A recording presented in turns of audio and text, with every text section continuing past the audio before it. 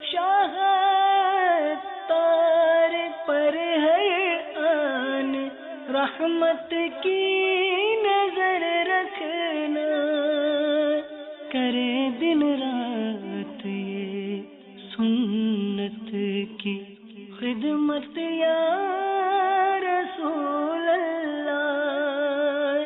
الحمد للہ رب العالمین والصلاة والسلام على سید المرسلین، اما بعد فاعوذ باللہ من الشیطان الرجیم، بسم اللہ الرحمن الرحیم، الصلاة والسلام علیک یا رسول اللہ وعلى آلک واصحابک یا حبیب اللہ، الصلاة والسلام علیک یا نبی اللہ وعلى آلک واصحابک یا نور اللہ۔ میٹھے میٹھے اسلامی بھائیوں اور اسلامی بہنوں، الحمدللہ عز وجل خالق کائنات جل جلالہ کی زمین پر عشق رسول صلی اللہ تعالی علیہ وآلہ وسلم کا مدنی جام تقسیم کرنے والے ایسے مرد کامل اب بھی موجود ہیں جو فیشن کی آفت میں گرفتار لوگوں کو پیارے مصطفیٰ صلی اللہ تعالی علیہ وآلہ وسلم کی سنت کریمہ کا اسیر بنانے کے خواہاں ہیں۔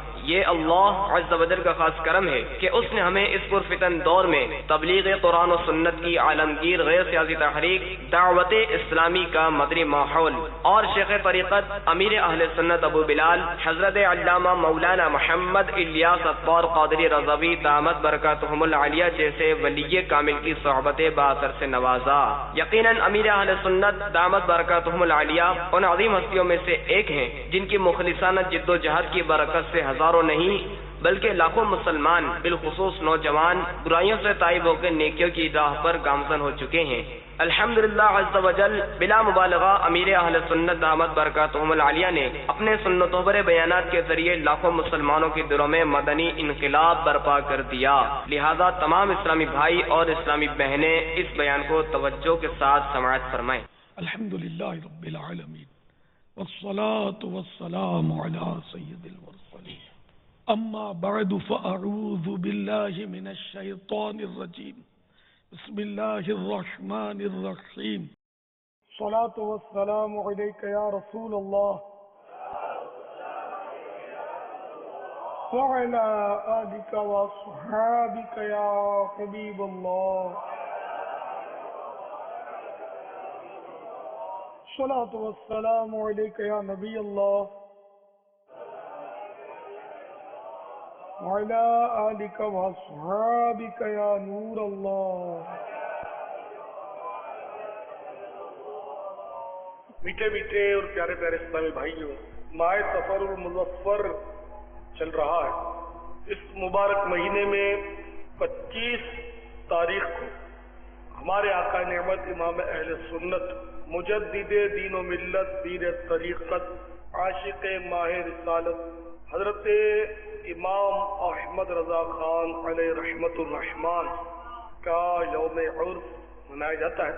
اس مناسبت سے میں امام اہل سنت مولانا شاہ احمد رضا خان علیہ رحمت الرحمان کے بارے میں کچھ عرض کروں گا۔ میرے آقا نعمت امام اہل سنت مجدد دین و ملت پروانہ شمع رسالت عاشق ماہ رسالت مولانا شاہ احمد رضا خان علیہ رحمت الرحمان کی ولادت باسعادت 10 شوال المکرم 1272 سنہ ہجری میں بمطابق 14 جون 1856 سنہ عیسوی بروز ہفتہ بوقت ظہر مدینۃ المرشد بریلی شریف میں ہوئی۔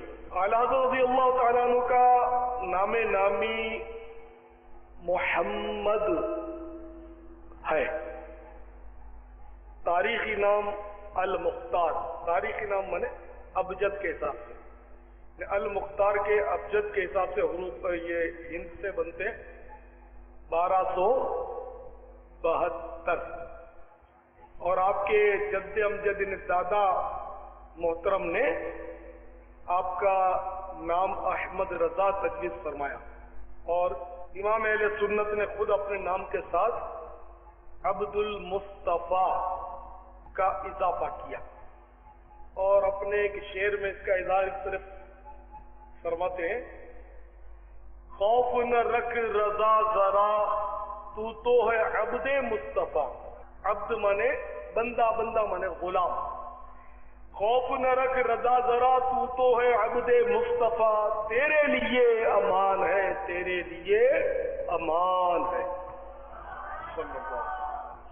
آپ کے آبا و اجداد کا تعلق قندھار سے رہا ہے اور آپ قندھار کے ایک معزز قبیلہ بڑھیج کے پٹھان تھے. بہت زیادہ آپ ذہین تھے. ذہانت کا عالم یہ تھا کہ آپ نے صرف 4 سال کی عمر میں قرآن پاک ناظرہ ختم کر دیا. صرف 6 سال کی عمر میں ربیع النور شریف کے مہینے میں ایک محفل میلاد میں، جس میں کثیر تعداد میں لوگ جمع تھے، آپ نے میلاد شریف پڑھا.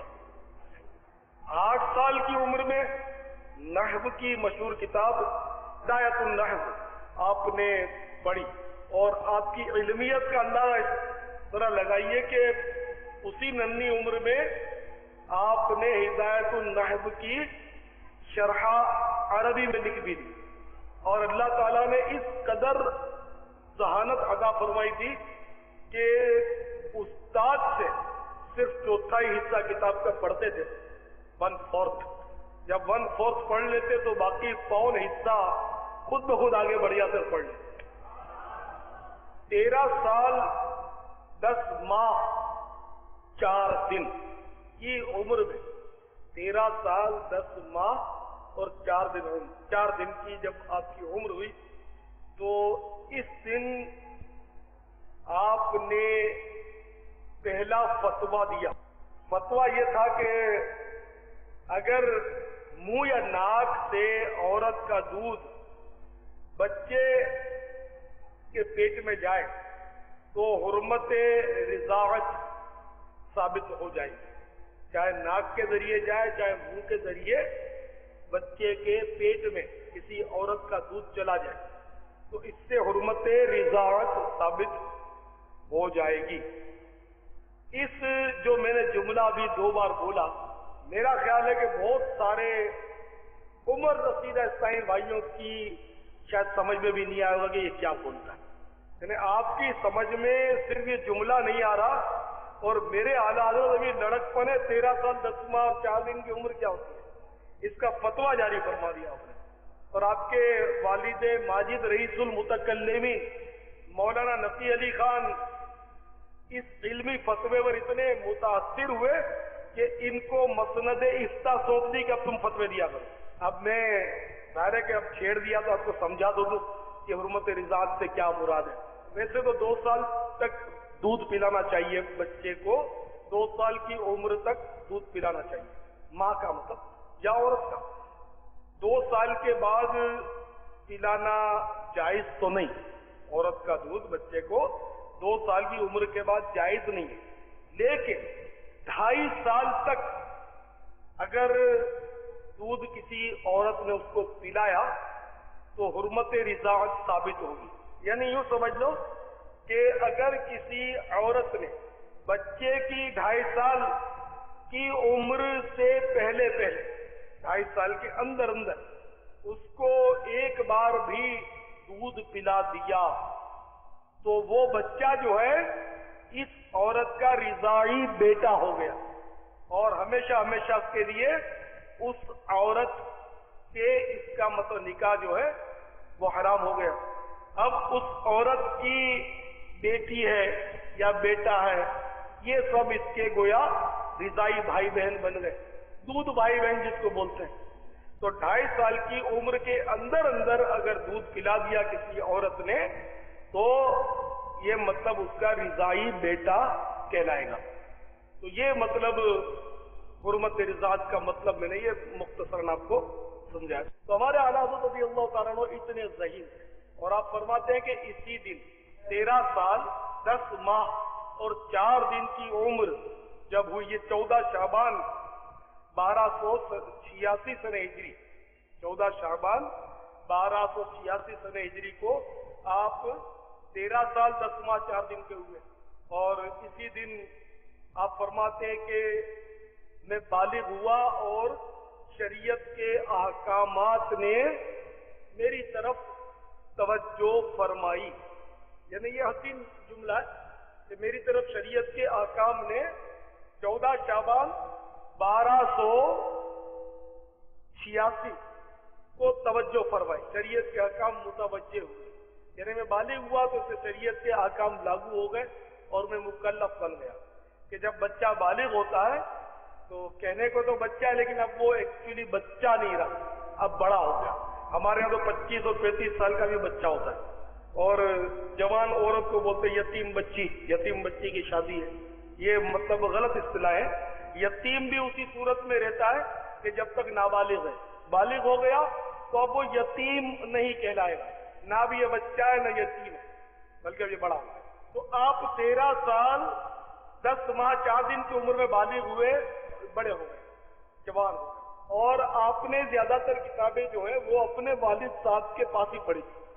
एक तो मिर्जा गुलाम कादिर बेग बरेलवी रहमतुल्लाह ताला ने, इनसे इब्तिदाई किताबें पढ़ी थी, और बाकी सारा जो तकमील इल्म आपने किया ना वो अपने वालिद माजिद रईसुल मुतकल्लिमीन हजरत मौलाना नकी अली खान अलैहि रहमतुर रहमान, ये मतलब यानी कि सोहबत में रहकर और आपकी नजर करम से और आपसे ही मतलब आपने ये किताबें पढ़ी हैं।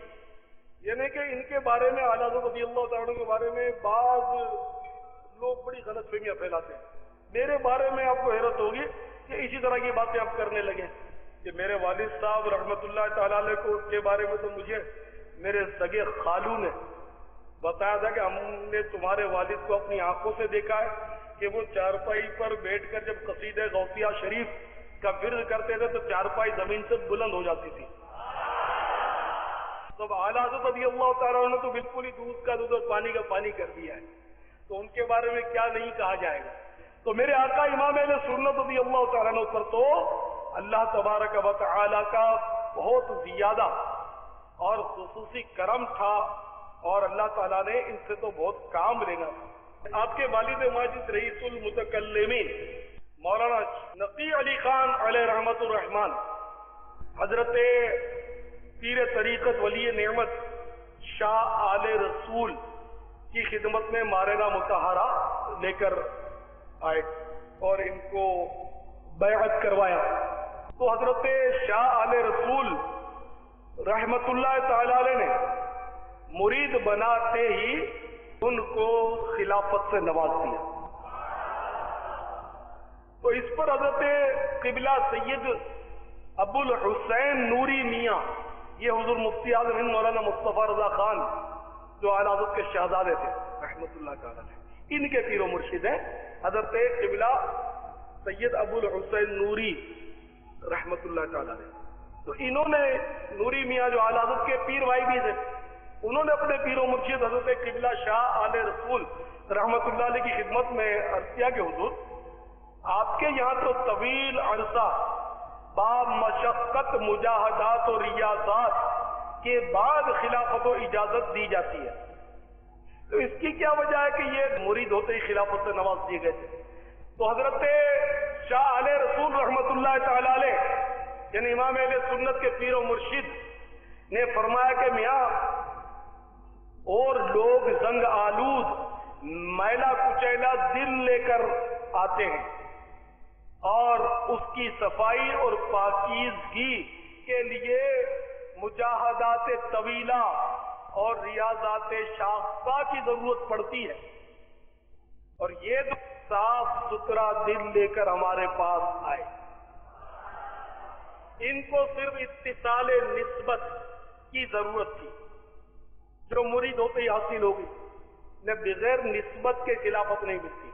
जब तक किसी का मुरीद ना हो ना, भले कितने ही मशाइख उसको खिलाफत दें, लेकिन किसी एक का मुरीद होना जरूरी है। तो इनको सिर्फ इत्तिसाल निस्बत की जरूरत थी और वो मुरीद होते ही हासिल हो गई। फिर इमाम अहले सुन्नत रज़ियल्लाहु ताला अन्हु के मुर्शिद गिरामी हजरत सैयद शाह आले रसूल मारेरवी رحمت اللہ تعالی علیہ نے مزید ارشاد فرمایا کہ مجھے اس بات کی بہت بڑی فکر رہتی تھی کہ جب قیامت کے روز اللہ تبارک و تعالی فرمائے گا اے آل رسول تو میرے لیے کیا لایا ہے، تو میں بارگاہ الہی عز و جل میں کون سی چیز پیش کروں گا، میں پریشان رہتا تھا۔ لیکن آج وہ فکر میرے دل سے دور ہو گئی۔ اللہ تعالیٰ جب قیامت کے روز مجھ سے پوچھے گا اے آل رسول تو میرے لیے کیا لایا ہے، تو میں عرض کروں گا یا اللہ تیرے لیے احمد رضا لایا ہوں۔ میٹھے میٹھے اور پیارے پیارے اسلامی بھائیوں، آپ نے ملاحظہ فرمایا کہ امام اہل سنت عظیم البرکت مولانا شاہ احمد رضا خان علیہ رحمت الرحمان کی عظمت و شان کس قدر بلند و بالا ہے، اور آپ کی علمیت کا اندازہ اس بات پر سے لگائیے کہ کم و بیش چون طرح کے علوم پر آپ کو کامل دسترس حاصل ہے، کم از کم 54، اور ایسے ایسے علوم آپ جانتے تھے کتابوں میں جن کے نام لکھے کہ ان کے نام سے بھی آج ہم لوگ واقف نہیں، اتنے ماہر تھے، اتنے ماہر تھے، ہر فیلڈ میں ماہر تھے۔ انہیں صرف بعض لوگ یہ سمجھتے ہو تو ان کی بھول ہے کہ یہ ایک شاعر تھے، یہ صرف شاعر نہیں تھے، شاعر بھی تھے تو سرکار صلی اللہ علیہ وسلم کی بارگاہ کے ثنا خوان تھے، عام شاعروں کی طرح نہیں تھے، جیسے عام وہ خوشامد خور شاعر یا زمین و آسمان کے پلاوے ملانے والے جو شعرا ہوتے ہیں، اس ٹائپ کے مطلب وہ شاعر نہیں تھے، بلکہ سرکار صلی اللہ علیہ وسلم کے ثناگر تھے اور مٹے ہوئے تھے۔ ریاست نان پارا کے نواب کی مدحا میں کچھ شعراء نے کلام لکھا، وہ آج کل لکھتے ہیں نا، سپاس نامہ پیش کرتے ہیں اور پتہ نہیں کیا کیا مسکے لگاتے ہیں لیڈروں کو اور بڑے لوگوں کو، کلام جب لکھتے ہیں تو بہت مسکے لگاتے ہیں شعراء کرام باز۔ تو وہ ریاست نان پارا کے نواب کی مدحا سرائی میں مسکہ پالیسی میں کچھ شعراء نے وہ کلام لکھے، قصائد لکھے، اور بارگاہ اعلیٰ حضرت میں بھی عرض کیا گیا کہ حضور آپ بھی کچھ اشعار لکھ دیتے تو کچھ انعام و اکرام ہو جائے گا۔ تو اعلیٰ حضرت رضی اللہ تعالیٰ کو بڑا ناگوار گزرا کہ یار یہ کیسے ہو سکتا ہے کہ میں تو سرکار کا غلام ہوں، میری شاعری تو ہے ان کے لیے وقف ہے، میں کسی دنیا دار کے لیے قلم اٹھاؤں، یہ اپنا تو شیوا نہیں۔ چنانچہ اعلیٰ حضرت رضی اللہ تعالیٰ نے ریاست نانپارا کے نواب کی مدحا سرائی کا جب آپ کو کہا گیا تو آپ نے اپنے آقا صلی اللہ علیہ وسلم کی مدحا سرائی شروع کر دی اور سرکار کی شان میں لکھنا شروع کر دیا، اور اس وقت آپ نے یہ کلام تحریر فرمایا، وہ کمال حسن حضور ہے کہ گمان نقص جہاں نہیں، یہی پھول خار سے دور ہے، یہی شمع ہے کہ دھواں نہیں۔ یعنی میرے آقا صلی اللہ علیہ وسلم اس درجے کامل ہے، کمال مانے کامل ہونا۔ اچھا یہ بھی صرف حسن کی بات ہے، یوں تو ہر شے آپ کی کامل ہے، تو یہاں حسن کا تذکرہ ہے کہ میرے آقا صلی اللہ علیہ وسلم کے حسن اس قدر کامل ہے کہ جہاں مطلب نقص ہونا تو کجا، یعنی کوئی ڈیفیکٹ اور عیب ہونا تو دور کی بات ہے، کسی عیب نقص کا یہاں سوچا بھی نہیں جا سکتا، گمان نقص جہاں نہیں۔ پھول میں کانٹے ہونا یہ ایک بدنمائی کی علامت ہے، کانٹا بدنمائی کی علامت ہے، اور شمع کتنی حسین ہوتی ہے لیکن اس میں کالا کالا دھواں جو ہے یہ اس کی بدنمائی کی علامت ہے، مگر سرکار صلی اللہ علیہ وسلم وہ پھول ہیں اور وہ شمع ہیں، اس کو اعلیٰ حضرت کے الفاظ میں سنیے، یہی پھول خار سے دور ہے، یہی شمع ہے کہ دھواں نہیں۔ سرکار صلی اللہ علیہ وسلم ایسا پھول ہے کہ اس میں کانٹے نہیں ہیں، یہ تو ایسی شمع ہے کہ اس میں روشنی ہی روشنی ہے، دھواں نہیں ہے۔ وہ کمال حسن حضور ہے کہ گمان نقص جہاں نہیں، یہی پھول خار سے دور ہے، یہی شمع ہے کہ دھواں نہیں۔ بخدا خدا کا یہی ہے در، نہیں اور کوئی مفر مقر، جو وہاں پہ ہو یہیں آ کے ہو، جو یہاں نہیں تو وہاں نہیں۔ تیرے آگے یوں ہے دبے لچے فصحا عرب کے بڑے بڑے، کوئی جانے منہ میں زبان نہیں بلکہ جسم میں جان نہیں۔ سر عرش پر ہے تیری گزر، دل فرش پر ہے تیری نظر، ملکوت و ملک میں کوئی شے نہیں وہ جو تجھ پہ عیاں نہیں۔ اور پھر جب خوب جھومے اور جوش میں آئے تو عرض کرنے لگے، کروں تیرے نام پہ جاں فدا۔ یعنی یہ لوگ تو کہتے ہیں کہ میں اشعار لکھوں اور اپنا وقت ایک نواب کی مداح میں قربان کروں۔ نہیں یا رسول اللہ صلی اللہ علیہ وسلم، کروں تیرے نام پہ جاں فدا، نہ بس ایک جاں دو جہاں فدا، تو جہاں سے بھی نہیں جی بھرا، کروں کیا کروڑوں جہاں نہیں۔ یعنی یا رسول اللہ صلی اللہ تعالی علیہ وسلم، کاش آپ کے نام پر جان قربان کر دوں، نہ بس ایک جان دو جہان قربان کر دوں، بلکہ دو جہان بھی قربان کر دوں تو اس سے بھی جی نہیں بھرتا، دو جہاں سے بھی نہیں جی بھرا، کروں کیا کروڑوں جہاں نہیں۔ میرے پاس کروڑوں جہان ہوتے تو یہ بھی قربان کر دیتا۔ اللہ نان پارا، نان مانے روٹی، پارا مانے ٹکڑا۔ بڑی خوب آپ نے بندش فرمائی نان پارا کی اپنے مقتے میں، اور بالکل واضح کر دیا اپنا موقف۔ فرماتے کروں مدح اہل دول رضا، دول دولت کی جمع ہے، یعنی میں اہل دول یعنی دنیا کے مالداروں کی مدح سرائی کروں، ان کی تعریف کروں، ان کی خوشامد کروں مدح اہل دول رضا، پڑے اس بلا میں میری بلا، میں گدا ہوں اپنے کریم کا، میرا دین پارے نا نہیں۔ احمد رضا کیا بات ہے تیری، کیا بات ہے تیری، خورشید علم ان کا درخشاں ہے آج بھی، احمد رضا کا تازہ گلستان ہے آج بھی، احمد رضا کیا بات ہے تیری، تم کیا گئے کہ رونق محفل چلی گئی، تم کیا گئے کہ رونق محفل چلی گئی، تم کیا گئے کہ رونق محفل چلی گئی، شعر و ادب کی زلف پریشان ہے آج بھی، شعر و ادب کی زلف پریشان ہے آج بھی، احمد رضا کا تازہ گلستان ہے آج بھی۔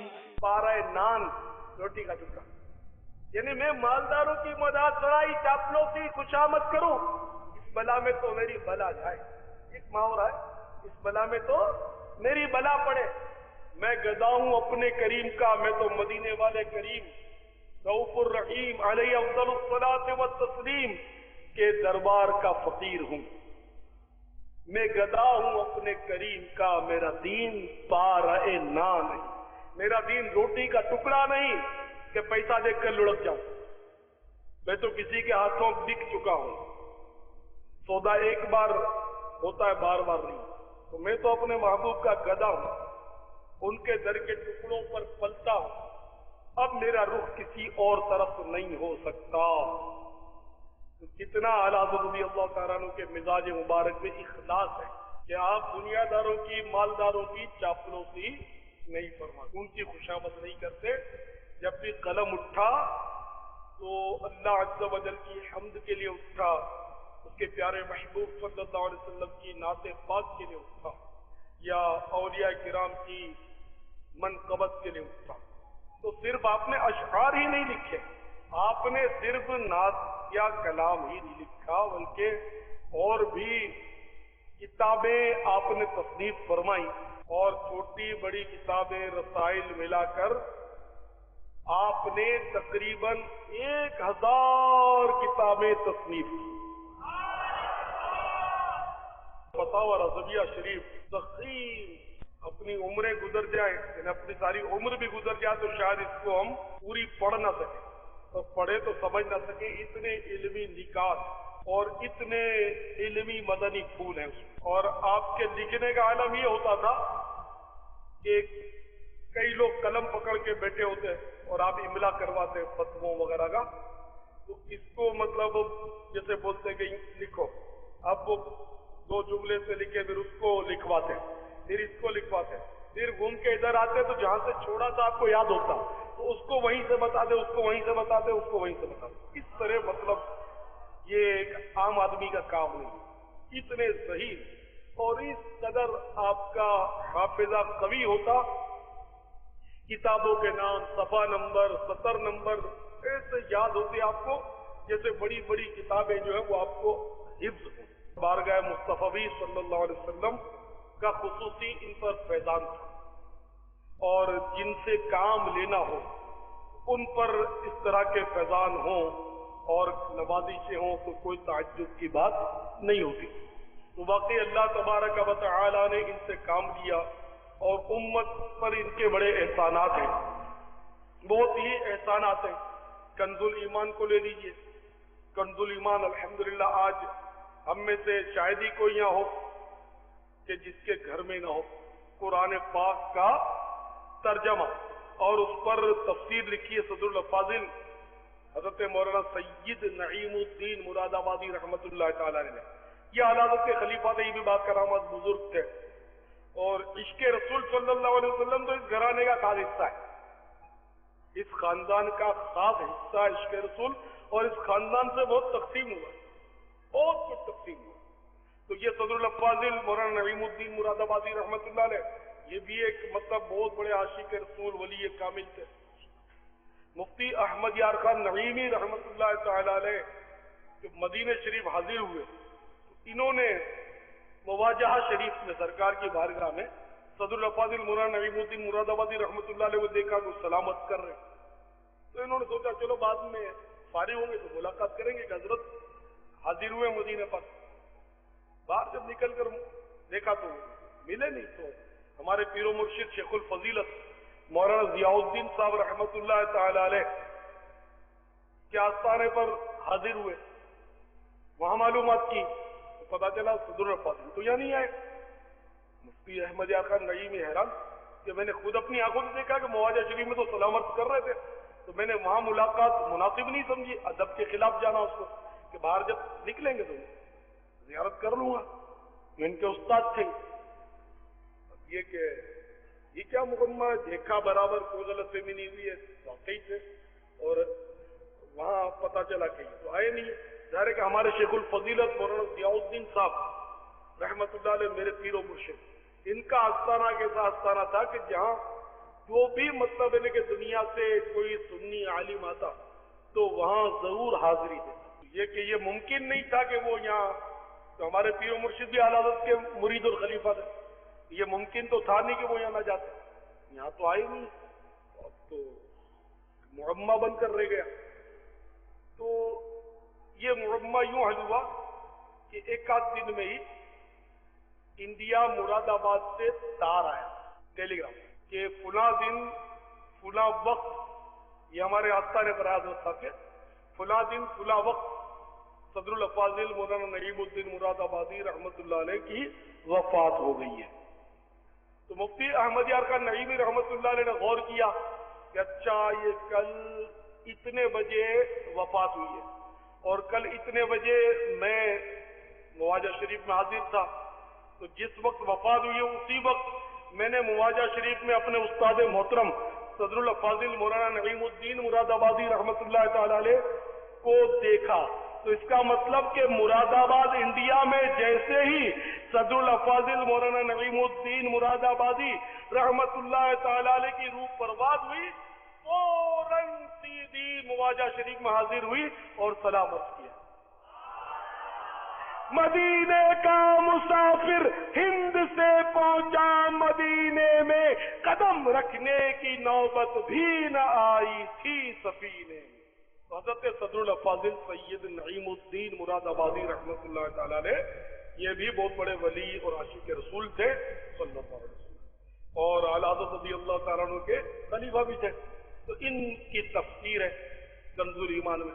تو کنز الایمان الحمدللہ دعوت اسلامی والوں کے صدقے میں سمجھتا ہوں گھروں میں ہوتا ہی ہے، اگر نہیں بھی ہے تو آپ اس کو ضرور اپنے گھر میں رکھیے۔ اور میرا ہر اسلامی بھائی سے یہ مطلب عاجزانہ التجا ہے کہ ہو سکے تو کم از کم ایک رکوع روزانہ آپ پڑھیں، ترجمہ اور تفسیر کے ساتھ آپ کا سینہ انشاءاللہ کھل جائے گا۔ اگر ایک رکوع نہیں پڑھ سکتے تو چلیے آدھا رکوع پڑھ لیں، چلیے ایک رکوع نہ پڑھیں، روز کا آدھا رکوع اپنا وظیفہ بنا لیں۔ آدھا رکوع ترجمہ اور تفسیر کے ساتھ پڑھنے میں دیر کتنی لگی؟ انشاءاللہ آپ کے عقائد اور اعمال کی بہت اصلاح ہوگی اگر آپ دیکھیں، انشاءاللہ تجربہ کر کے دیکھیں۔ آپ نے گھر پہ اگر لے کر رکھا ہے تو کھول کر نہیں دیکھتے تو مہربانی کر کے اس کو کھول کر دیکھیں۔ اور آج اگر موقع ملا فبہا، ورنہ کل سورہ فاتحہ پوری آپ پڑھ لیں، اس کی تفسیر انشاءاللہ آپ دیکھیں کتنی معلومات ہوگی۔ اس کے بعد الف لام میم سے شروع کریں، دوسرے دن آدھا رکوع پڑھیں۔ آدھے رکوع میں کیا 4-5 آیتیں، 3 آیتیں، 6 آیتیں، اس طرح آپ کے حصے میں آئیں گے۔ تو تھوڑا تھوڑا پڑھیں گے تو انشاءاللہ اس میں آپ کو ہو سکتا ہے کہ استقامت ملے۔ زیادہ پڑھیں تو آپ خدا نہ کرے شیطان آپ کو اکتا دے۔ آدھا رکوع اپنا وظیفہ بنا لیں، ورنہ ایک رکوع پڑھیں تو اور بھی زیادہ اچھا ہے۔ تو میں امید کرتا ہوں کہ آپ انشاءاللہ کوشش فرمائیں گے انشاءاللہ۔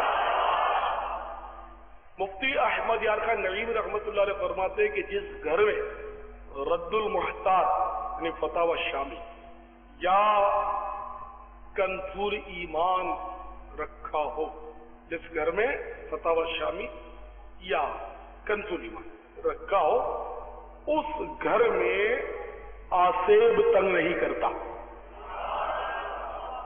تو اس گھر میں، اپنے گھر میں آپ ضرور کنز ایمان رکھیں، انشاءاللہ اس کی برکت سے آسیب اور بلائیں بھی انشاءاللہ دفع ہوں گی انشاءاللہ۔ دنیا اور آخرت کے فوائد حاصل ہوں گے۔ مکتبۃ المدینہ کے اسٹال پر آپ کو یہ دعوت اسلامی کا ادارہ مکتبۃ المدینہ کنز ایمان آپ کو مختلف ہدیوں اور مختلف سائزوں میں مل جائے گا انشاءاللہ۔ ماہ سفر جاری ہے اور اس میں دور جہالت میں بھی مطلب لوگ بدشگونیاں لیا کرتے ہیں۔ آج کل بھی جاہلوں میں 13 تیزی بڑی مشہور ہے، حدیث میں اس کا رد ہے۔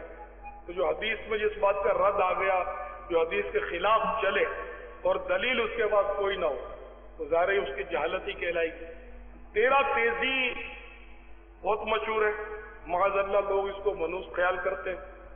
ماہ سفر میں شادیاں نہیں کرتے بعض لوگ، یا اس کی مخصوص تاریخوں میں شادیاں نہیں کرتے بعض لوگ، اور یہ عقیدہ بنا لیا ہے کہ سفر میں بلائیں نازل ہوتی ہیں۔ حدیث شریف میں فرمایا لا سفر، سفر نہیں، سفر سواد سے لا سفر۔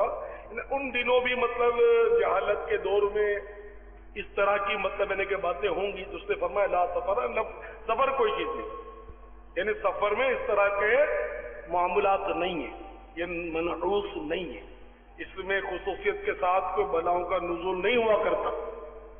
اب جو حدیثوں میں فرمایا گیا اس پر تو کوئی بچنے کی کوشش نہیں کرتا۔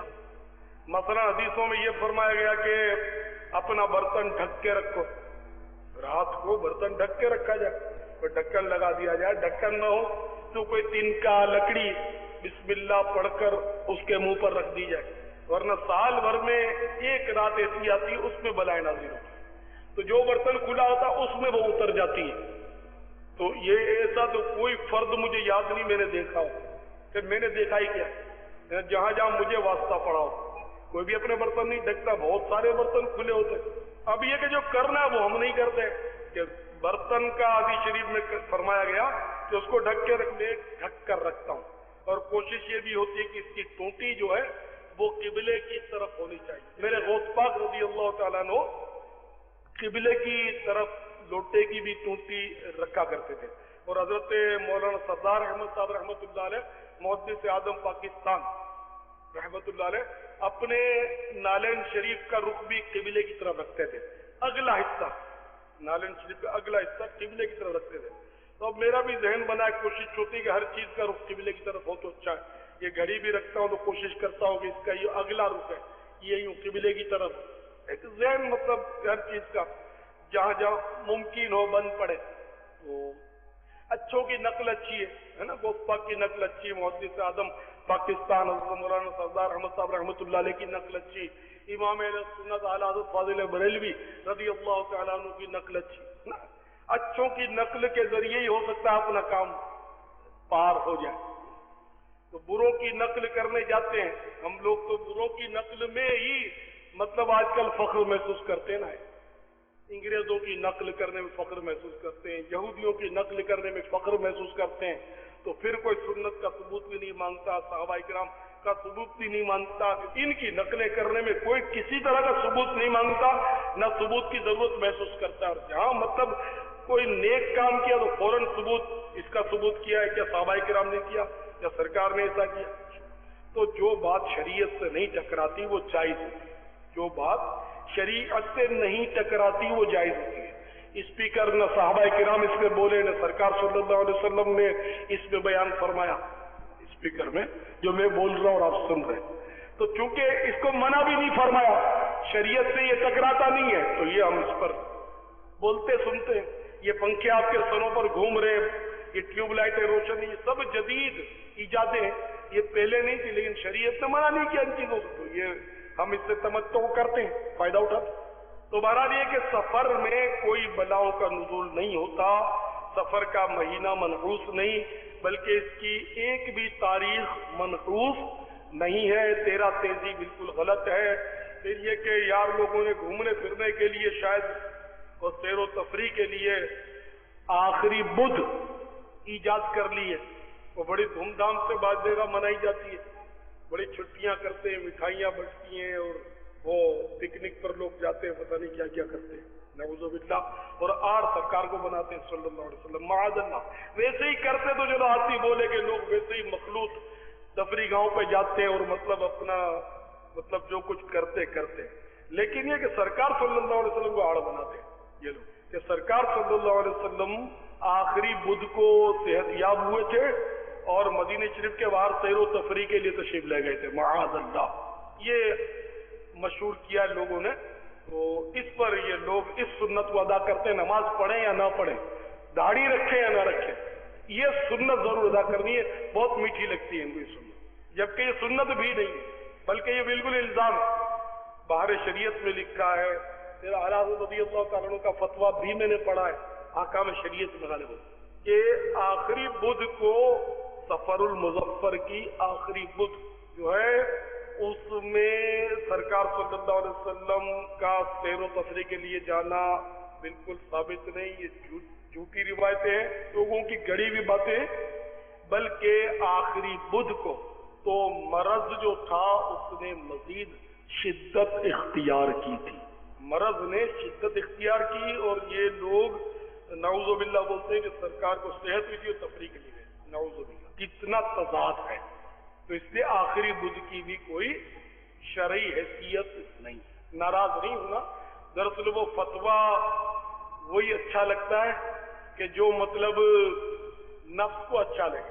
بات وہ اچھی لگنی چاہیے جو حقیقت میں اسلام کی بات ہو، چاہے ہمیں نفس کو گرا گزرے. صلو علی الحبیب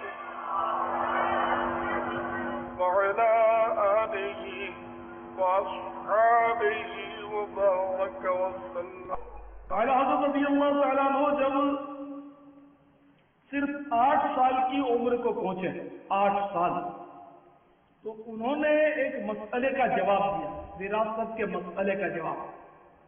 حالانکہ وراثت کا جو فن ہے یہ ویسے ہی مشکل ہے، ہر عالم بھی غالباً بآسانی اس کا حساب نہیں لگا سکے گا. لیکن اعلیٰ حضرت رضی اللہ تعالیٰ عنہ نے 8 سال کی عمر میں وراثت کا مسئلہ جو تھا اس کا مطلب ہے کہ جواب لکھ دیا. تو اس کو دیکھ کر آپ کے والد گرامی حضرت رئیس المتکلمین مولانا نصیح علی خان رحمت اللہ تعالی علیہ بڑے متاثر ہوئے. اور فرمانے لگے کہ یہ ابھی بہت چھوٹے ہیں، انہیں ابھی لکھنا نہیں چاہیے، مگر ایسا مسئلہ کوئی بڑا لکھ کر تو لائے تب جانے۔ اتنے ماشاءاللہ صحیح آپ کا حافظہ جو تھا وہ بہت قوی تھا، اللہ والوں کو لوگوں کے حسن ظن کا بڑا خیال لیتا تھا۔ حضور سیدی امام اعظم ابو حنیفہ رضی اللہ تعالیٰ عنہ آدھی رات عبادت کرتے تھے، تو کسی نے کسی کے سامنے اظہار کیا کہ یہ امام ابو حنیفہ ساری رات عبادت کرتے ہیں۔ جب آپ نے سنا تو اس کے حسن ظن کی لاج رکھتے ہوئے کہ بیچارہ میرے بارے میں حسن ظن رکھتا ہے اور میں تو ایسا نہیں کرتا، تو چلو اس کا حسن ظن غلط نہیں ہونا چاہیے، لہذا آپ نے پھر پوری رات عبادت کرنی شروع کر دی۔ اور ہماری کوئی غلط تعریف کرے تو ہم اس کی تعریف پر پورے اترنے کی کوشش تو کیا کریں، ہم تو اور اس کے سامنے بن سج کر پیش ہوں گے تاکہ وہ ہمیں اور کچھ زیادہ ہی نیک سمجھے۔ ہماری حالت بھی ہے جی، اخلاص ہمارے عمل میں، ہمارے کردار میں نام کو دیے، ریاکاری، نمود و نمائش ہمارے اندر کوٹ کوٹ کر بھرا ہوا ہے۔ جب اس کا پردہ چاک ہوگا آخرت میں تو ہمارا کیا بنے گا۔ بزرگوں نے فرمایا کہ ایک وقت وہ تھا کہ لوگ نیکی کرتے تھے اور ریاکاری کرتے تھے، اور اب دور وہ آ گیا کہ نیکی نہیں کرتے پھر بھی ریاکاری کرتے۔ واقعی اب تو ایسا دور ہے کہ نیکی نہیں کرتے اور نیکی کا اظہار کرتے کہ بہت ہم نیک ہیں، صاحب بس ہم تو اللہ اللہ کرتے رہتے ہیں۔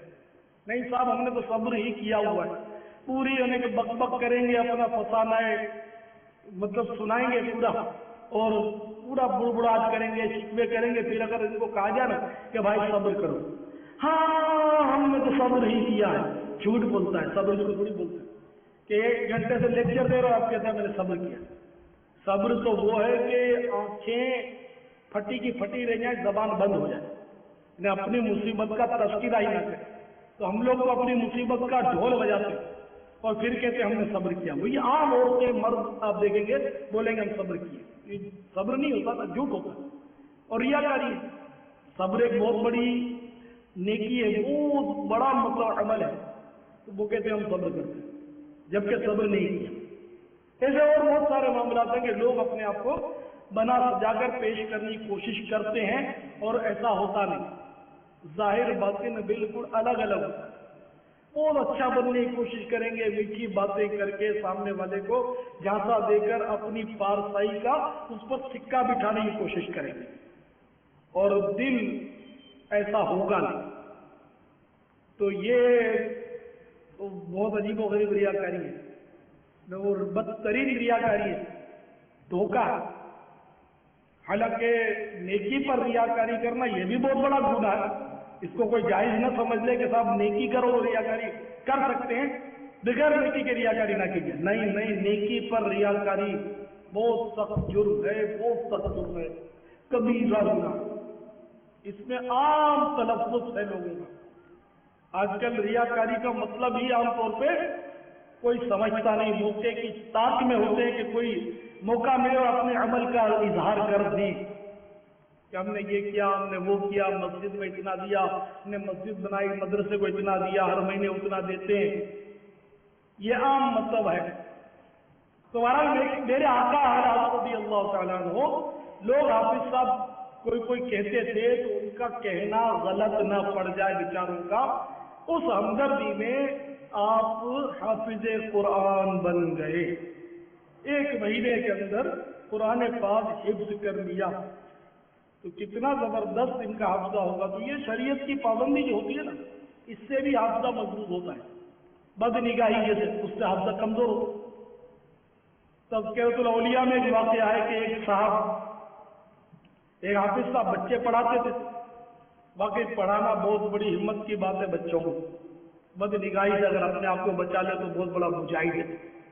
تو ایک لڑکا پڑھنے کے لیے آیا، خوبصورت تھا، تو اس لڑکے پر نظر ٹھہر گئی حافظ صاحب کی، اور قرآن پاک بھول گئے۔ اب گھبرا گئے۔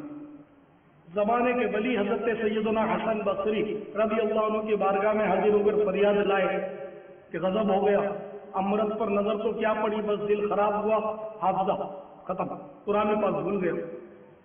تو آپ نے فرمایا اسی سال حج کرو اور مینا میں مسجد الخیف میں پہنچو. مسجد الخیف ہے مینا میں. اس میں روایت ہے کہ 70 انبیاء علیہ السلام کے مزارات ہیں. خیر اب مزار شریف کوئی نظر نہیں آتا اس میں, وہ چھپا دیا گیا ہوگا. تو مسجد الخیف میں جو صاحب نماز پڑھائیں گے ظہر کے وقت, بوڑھے صاحب ہوں گے, وہ امام صاحب کو اپنا دکھ سنانا. چنانچہ انہوں نے حج کیا اور مینا پہنچے حافظ صاحب, اور ظہر سے بہت پہلے جا کر بیٹھ گئے. تو وہ امام صاحب جو تھے بوڑھے سے تھے, وہ محراب میں بیٹھے تھے اور لوگ ملاقاتیں کر رہے تھے اور بات چیت ہو رہی تھی. حافظ صاحب منتظر تھے کہ یہ اکیلے ہو جائیں تو میں بات کروں, ایسی بات میں سب کے سامنے کیسے کروں. اتنے میں ظہر کی اذان سے کچھ قبل ایک وجیحہ شخصیت تشریف لائی. تو وہ بوڑھے صاحب جو تھے وہ استقبال کے لیے کھڑے ہو گئے, دوسرے لوگ بھی کھڑے ہو گئے, اور ملاقات میں یہ صاحب میں بیٹھے گفتگو ہوتی رہی, یہاں تک کہ ظہر کی نماز ہو گئی, سارے لوگ چلے گئے. وہ بزرگ آئے تھے وہ بھی جا چکے, اب امام صاحب اکیلے رہ گئے. ڈرتے ڈرتے حافظ صاحب پہنچے, سلام عرض کیا اور اپنی دکھ بھری داستان سنائی کہ میں آپ کے ہاتھ پر توبہ کرتا ہوں, مجھ پر کرم فرما دیجیے. امام صاحب نے دعا کر دی ہاتھ اٹھا کر, فوراً حافظہ لوٹ آیا, قرآن پاک یاد ہو گیا. پھر وہ امام صاحب نے فرمایا کہ بھائی یہ تو بتاؤ کہ تمہیں میرا پتہ کس نے دیا. تو انہوں نے کہا کہ حافظ صاحب نے کہا حسن بصری نے. تو امام صاحب نے فرمایا کہ اچھا حسن بصری نے میرا راز کھولا, میں بھی ان کا راز کھولتا ہوں. تم نے دیکھا ہوگا کہ ایک صاحب آئے اور سب لوگ اٹھ کر کھڑے ہوئے تھے تعظیم کے لیے, کہا. تو انہوں نے امام صاحب نے فرمایا کہ یہ حسن بصری تھے, یہ روزانہ بصرے سے یہاں مینا میں ظہر میرے پیچھے آ کر پڑتے. بصرہ اور مینا میں بہت فاصلہ ہے. بصرہ عراق میں اور مینا مکہ مکرمہ سے قریب ہے. تو کرامت کے دور میں وہ تشریف لاتے ہیں. تو یہاں بزرگوں کا بھی کیا نظام ہے, لیکن وہ اپنے آپ کو چھپائے ہوئے تھے. امام صاحب تھے بہت بڑے ولی اللہ, اور جب انہوں نے بتا دیا تو ان کو یہ مطلب وہ نہیں چاہتے تھے کہ کوئی میرا راز کھولے, تو انہوں نے ان کا راز بھی فاش کر دیا. تو یہ اولیاء کرام کے بھی خوب مطلب مزاج ہوتے ہیں. اور ایک ہمارا کہ ہم نیکی کرتے بھی ہیں, لوگوں کو ڈھول بجاتے ہیں اور اظہار کرتے ہیں اپنی پارسائی کہ ہم تو بہت بڑے نیک آدمی ہیں, اور جان جان کے سب جب دیکھ رہے ہوں گے نا تو ہونٹ ہلنے شروع ہو جائیں گے کہ واہ صاحب پڑھے ہی جا رہا ہے, یہ تو سبحان اللہ ہر وقت پڑھے جا رہا ہے. حالانکہ پڑھے کا بھی آ رہا ہے, جب لوگ دیکھتے ہیں تو ہونٹ ہلنا شروع ہو جاتے ہیں اور وجود میں خشوع طاری ہو جاتا ہے. اور جب اکیلے ہوتے ہیں تو شیر بدر ہوتے ہیں اور باتیں کھول کے کہہ کے مار کے ہنستے ہیں. سب کے سامنے تصویر پکڑ لی اور پڑھنا شروع کیا, تصویر نہیں ہے تو خالی ہونٹ ہلانا شروع کر دیے. یہ عام طور پہ ہوتا ہے, آپ بھی غور کیجئے کہ آپ کا تو نہیں ہوتا ہے. تو مزہ تو اسی میں کہ بندہ عمل کرے اور چھپائے, دل ہونٹوں پر ہنسی ہو اور دل غمگین ہو اللہ کی یاد میں, اس کے محبوب کے عشق میں دل زخمی ہو مگر ہونٹوں پر تبسم ہو. کیا بات ہے اگر ایسا ہو جائے.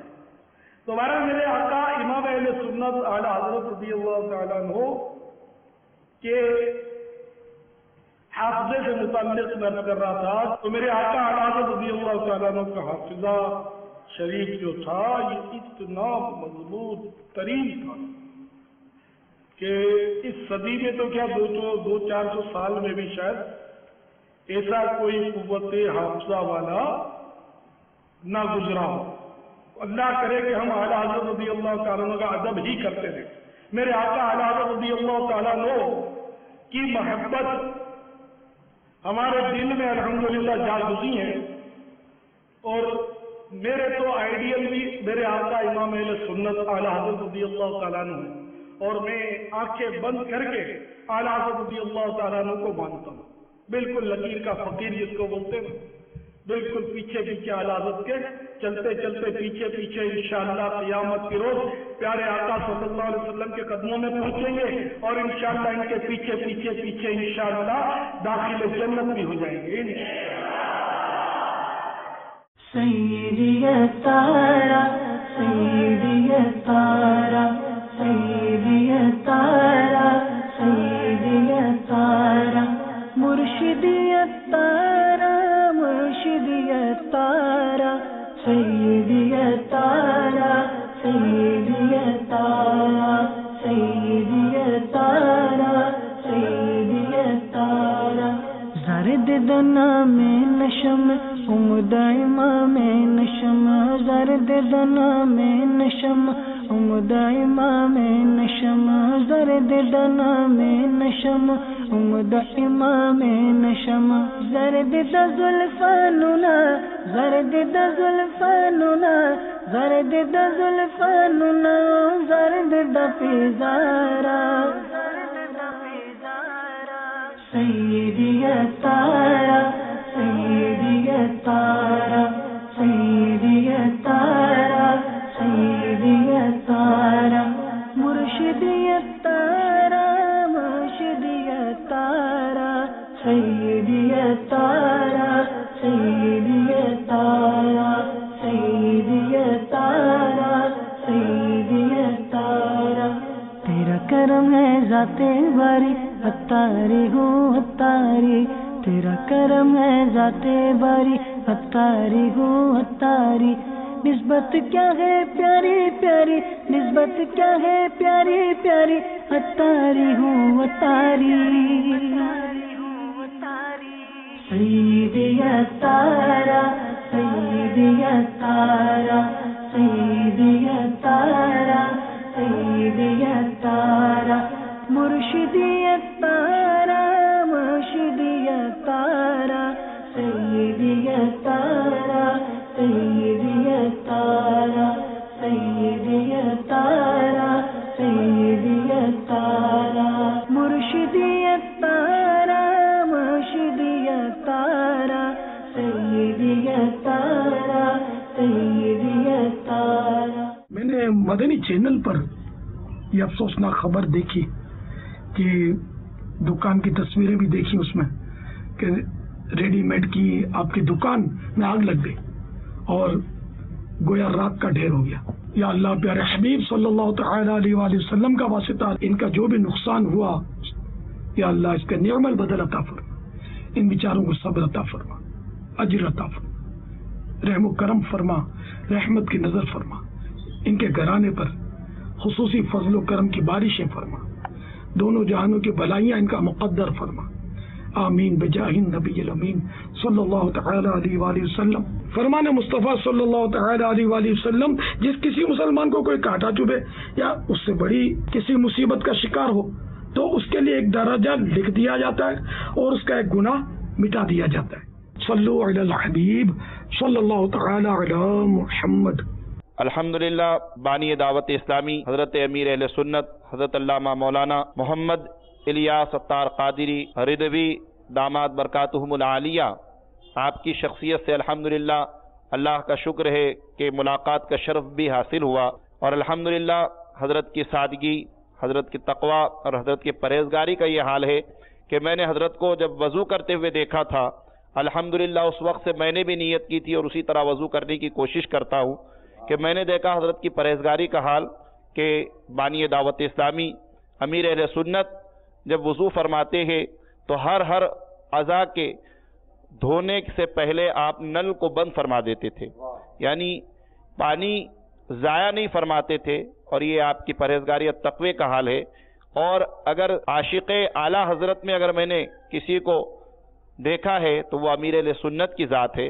اعلیٰ حضرت کے دور کے ایک بزرگ سے آپ نے ملاقات کی تو میں نے اپنی نگاہوں سے اس کلپ کو دیکھا, اس ویڈیو کو دیکھا کہ آپ بار بار ان بزرگ کی آنکھوں کا بوسہ لے رہے تھے اور یہ فرما رہے تھے کہ یہ وہ شخص ہے جنہوں نے میرے اعلیٰ حضرت امام محمد رضا خواہ فاضل بریلوی کو دیکھا ہے, ان کی زیارت کی ہے, لہٰذا ان کی آنکھیں بڑی مبارک ہے. اور اس سے یہ بات واضح ہوتی ہے کہ آپ کس قدر اعلیٰ حضرت سے سچی محبت فرماتے. اللہ سے دعا کروں گا کہ اللہ تعالیٰ ان کے راستے پر، ان کی بتائے ہوئے باتوں پر اور ان کا جو مشن ہے اس پر مجھ کو بھی اللہ تعالیٰ عمل کرنے کی توفیق عطا فرمائے، اس مشن کو لے کر چلنے کی مجھے بھی اللہ تعالیٰ توفیق عطا فرمائے۔ صلو علی الحبیب صلی اللہ تعالی علی محمد۔ مجھے اپنی اور ساری دنیا کے لوگوں کی اصلاح کی کوشش کرنی ہے انشاءاللہ عز و جل۔